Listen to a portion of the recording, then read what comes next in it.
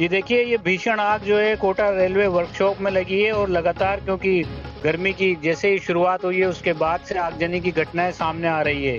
ये आग जिस तरह से लगी है उसके बाद पूरे इलाके में हड़कंप सा मच गया है, क्योंकि पूरा रिहायशी इलाका आसपास में रेलवे का है। ऐसे में अग्निशमन विभाग की 3 दमकलें मौके पर हैं और लगातार जो है दमकलें मौके पर बुलाई जा रही है, क्योंकि जिस तरह से आग ने भीषण रूप लिया है उसके बाद अब सबसे पहली प्राथमिकता ये है कि आग पर काबू पाया जाए। रेलवे के जो कर्मचारी हैं, वर्कशॉप के कर्मचारी हैं, वो भी पूरी मुस्तैदी के साथ अग्निशमन के जो फायर कर्मी पहुंचे हैं उनके साथ आग बुझाने में जुटे हुए हैं और रेलवे अधिकारी भी मौके पर पहुंचे हैं, क्योंकि शनिवार का दिन है। ऐसे में जो है ज़्यादातर लोग जो है छुट्टी पर थे, लेकिन जिस तरह से आग की सूचना लगी उसके बाद रेलवे कर्मचारी मौके पर पहुंचे और उसके उन्होंने अधिकारियों को जब सूचना दी तो अधिकारी भी मौके पर पहुंच गए हैं। लगातार पानी की बौछार की जा रही है। वर्कशॉप का इलाका जो है लंबा चौड़ा यह इलाका है, लेकिन कोशिश ये की जा रही है कि आग ज़्यादा ना फैले। इसको लेकर के लगातार कोटा जो सब्जी मंडी का फायर स्टेशन है वहाँ से भी जो है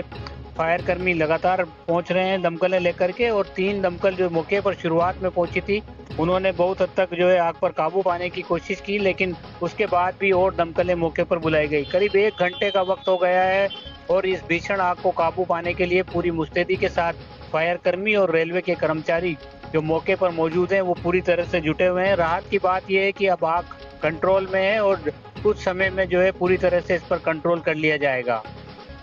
जहाँ तक नुकसान की बात है अभी इसका अंदाजा नहीं लगाया जा सकता, लेकिन आग के कारण, आग किस वजह से लगी, क्या कारण आग के रहे, ये भी अभी स्थिति साफ नहीं हुई है। लेकिन ये बड़ा हादसा टल गया, क्योंकि जिस तरह से भीषण आग लगी थी उसको कंट्रोल कुछ हद तक पाने में पूरी तरह से कामयाब फायर कर्मी हो गए हैं और रेलवे कर्मचारी हो गए हैं। उम्मीद यही की जा रही है कि कुछ देर बाद पूरी तरह से आग को कंट्रोल कर लिया जाएगा।